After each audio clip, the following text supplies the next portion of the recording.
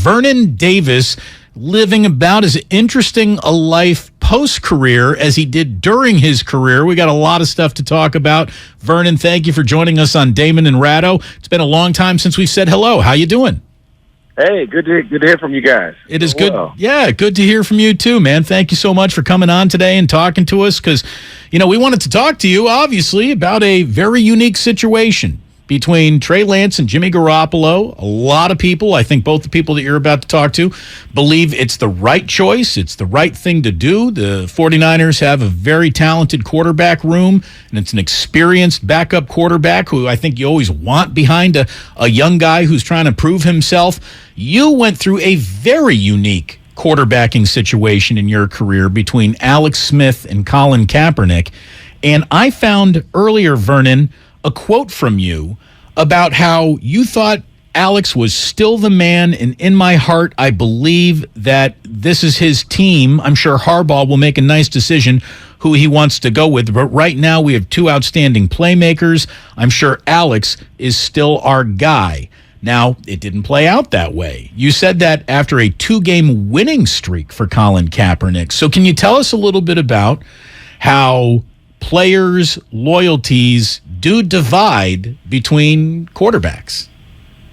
Yeah, I think when you're in a unique situation like that, when you have two great, outstanding quarterbacks, in which we had at the time, Alex Smith came in. He was known to be the guy to lead us and take us to where we wanted to go, which is a championship. He was playing really well, in my opinion, and I'm sure a lot of guys can attest to that. And we respected him, and we wanted to see him do really, really well. But then you have an outstanding quarterback in a guy like Colin Kaepernick who comes along, and he's just as good as Alex. So Alex gets hurt, and Colin Kaepernick comes in, and he happens to do well. It's not that guys didn't love Kaepernick. We loved both of them, but we got acquainted and used to Alex Smith being that guy for us. So now, when Colin comes in, now we have to give him the same love that we gave Alex, but we still want and respect Alex as a quarterback. So it's a tough situation for players to put players in because of how it shapes out. We want both of them to do well, but unfortunately, both quarterbacks can't really be out there at the same time and achieve the same kind of success when it comes to starting the game. But that was the kind of situation that we were in. We just happened to have two unique quarterbacks. In what ways did Jim Harbaugh try to monitor the locker room to see to it that this wasn't going to become a thing that could split the team or cause friction within the offensive unit? Did he spend a lot of time worrying about that, or did he just figure that's going to have to take care of itself and leave it to the veterans? Yeah, well, Harbaugh was the kind of guy that was really straight to the point and just very, very transparent with the guys, and it was a business. He wanted to let us understand that, make it known to us that, hey, this is a business, guys, and we have to make the best decision that's best for the team in order to win the championship. And at the time, I think it wasn't nothing against Alex. It was just that when a guy falls short, gets hurt, somewhere along the lines of that, then you have to go with the other guy that has the hot hand. And for us, that was Colin Kaepernick. Now, I've seen that many times. I've seen it when I was in Denver. Brock Osweiler comes in. Peyton goes out. Brock comes in. He has the hot hand. He's continuing to play really well. Now, you're not going to put Peyton back in because Brock's doing well, so why take that guy out? So that was the situation right there. And that happens all the time. Vernon Davis here on 95.7 The Game. So should this situation arise with the situation that the 49ers have right now, like let's say Trey Lance doesn't break out of the gates playing great football, and there is a steep learning curve for him as an every-game starter, how does Kyle Shanahan keep the team's faith in the future that Lance represents and not wanting to go back to the player that they know and still have in Jimmy Garoppolo? Well, if you're starting Trey Lance and he's not having the season that they expect him to have, Is that Yeah. what you're asking? Yeah. Because if he's balling out, there's really nothing to talk about, you know. Well, the great thing here, Trey he's a young guy. He still has a lot of room to grow, and he's going to continue to grow.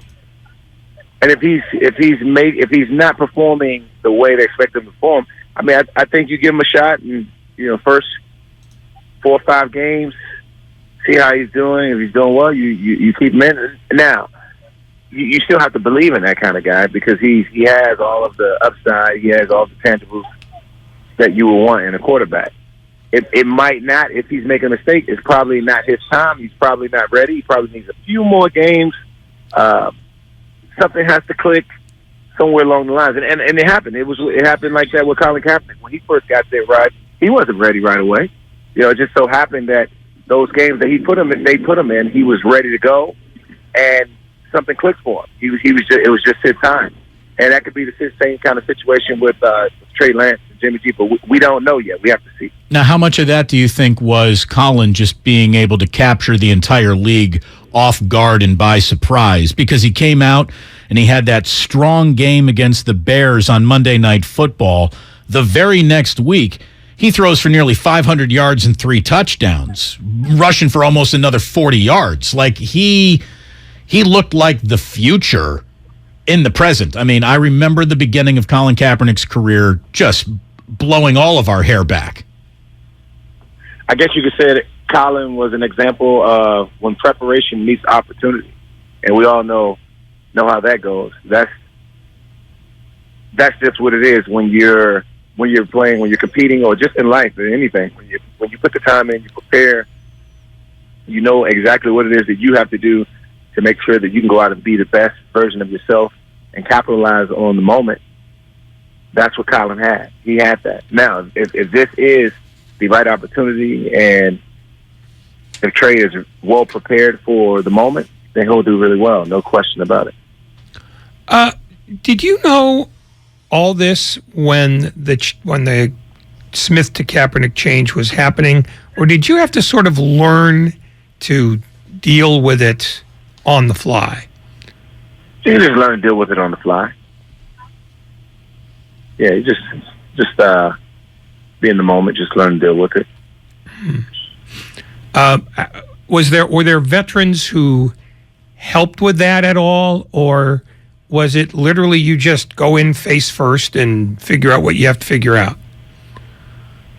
Yeah, you just go in face first and figure it out. Just kind of through experience. It's just one of those things where if something's happened, you just deal with it, and just go on as the moment present itself. Vernon Davis here on 95.7 The Game. So, turning our attention to this year's 49ers team, what do you think? If I set the over-under at 11 wins, you taking the over or under? 11 wins. I'm going. I think I'm gonna go. I'm very optimistic about this team. This is a unique team, man. They're talented all across the board. Tight end position, wide receiver position, and then with the addition of Trent Williams, who I played with during my time with the Washington Commanders, this team is stacked. If the quarterback position is the way it's supposed to be, solid, great foundation, this team is going all the way, no doubt about it, because they have everything else. I mean, they can only add to what they have, and I think they're doing a tremendous job from the upper management standpoint. They know exactly what they need, and they seem to know how to get it done. So I think it's going to be a tremendous year for the San Francisco 49ers.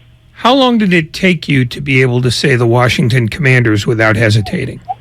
Well, I have to train myself. I had to program myself because I wasn't used to it. I grew up in Washington, D.C., and I grew up a Washington Commanders fan, and I just had to, it's just something that just had to come over time. I had to continuously repeat myself and just get used to that name. I mean, that was probably your childhood team, too. I mean, you're a Terrapin, for goodness sakes. Absolutely. So, Vernon, we know that you're not going to speak ill of a team that cut you several NFL paychecks, but after playing a decade in San Francisco and then ending up in Denver on the team that won a Super Bowl in Levi's Stadium, You then finished your career in Washington when Washington was going through, a metamorphosis of, Daniel Snyder's ownership. You had unbelievable coaches and assistant coaches who are now redefining what good coaching is by young guys throughout the NFL in LaFleur, Shanahan, and McVay. And you had the weird Trent Williams situation, like you said, kind of play out when you were there. How did it feel like you, after being in two successful, competent franchises, did Washington feel different to you? Yeah, Washington was definitely different. I think every franchise is going to be different no matter where you go. They just have their different characteristics about themselves, and that's just what it is. And it's all predicated on the owner. How does the owner? I may see my team differently than Dan Snyder will see his team. It's just all different. It's all predicated on the team and how they feel they need to run their team. So that's just how it is. So yeah, it was definitely different from San Francisco, and it was different from Denver. It's just different. I don't have anything negative to say about the team. All of my years with the Washington Commanders were great. Truly inspiring. It was definitely one of those experiences that I'll never forget in the best way possible, in the good way. I think you are part of the evolution of the position of tight end, where being a supreme world-class athlete sort of trumped just being a guy who could catch a ball and also block. Like, I think you're part of the evolution of the modern tight end that we see now, where you're a world-class athlete. And you even were, it was unthinkable back then. I think you have 6 career carries. They even had you carry the ball on a few tight end keepers and whatnot. And then you turn around and look at where we are now with George Kittle, Travis Kelce. These guys are just, taking the position of tight end and sort of bringing it to a place that guys used to not bring it to. Do you feel like you're part of the evolution of this position? I'm elated to be a part of the evolution of the position. I think, I don't like talking about myself or what I've done, and I kind of let you guys do that. But I think I did a great job as far as being the best at what I was doing. I think I tried my best to go out every day and give my all and to help the team win a championship. And I understood the essence of contributing to the team in a way where you could do what you needed to do to be able to help the team win. And it was great. It was a great journey. And I'm really proud of all of the effort that I was able to give in helping the team advance and win games and making it to a championship. Did Cam Chancellor deliver the biggest lick of your career? He was one of the ones. I mean, you have guys like Adrian Wilson that played with the Arizona Cardinals at the time. He was also a big hitter. So I've had a lot of big hits, but Cam Chancellor is definitely one of those guys. A guy who really hit me the hardest when it comes to playing the game. And how you feeling these days? How's your body? Really good. Good. I never had surgery while I was playing, so I feel really good. That's a supreme athlete right there, boys and girls. Vernon Davis, a supremely talented guy. What, you're in movies coming up? I think you got a song coming out that I just saw on your Twitter timeline. You're recording. You are releasing albums or songs here. Tell us what's happening with you, man. Yeah, a lot. So I've always been an artist. I didn't start coming out until probably late in my career. I started, writing poetry, and I had a love and passion for acting and creating. And so after I was done, I just kind of tapped into a lot of the things that I love doing, which is music, writing music, acting, and, working with the likes of Morgan Freeman and Cole Hauser. And we have 3 of us have a big movie coming out called Muti. It should come out. I think it's coming out this fall. I don't know, but it's a really good film. I'd love for everyone to see it and check out the work that we put in. Now, when you're working with Morgan Freeman, do you just hand him like anything to read and just be like, just read that, man. Your voice is so good. Just narrate something for me, Morgan. God. The voice of God. Indeed. Indeed. Yeah, he's awesome. Vernon, I am sitting with my 3-year-old and my 1-year-old in the living room. So we're looking for some family-friendly programming, and we're flipping around. And all of a sudden on Fox, there's this show about people setting up dominoes to be knocked over. And they're like, let's go to one of our judges, Vernon Davis. And I was like, how the hell does Vernon Davis judge domino tournaments? How did that come about? Well, anybody can do anything if you learn it. If you put the time in and you learn. And let me tell you, that was very fun. That show did a lot for me. It was so much fun.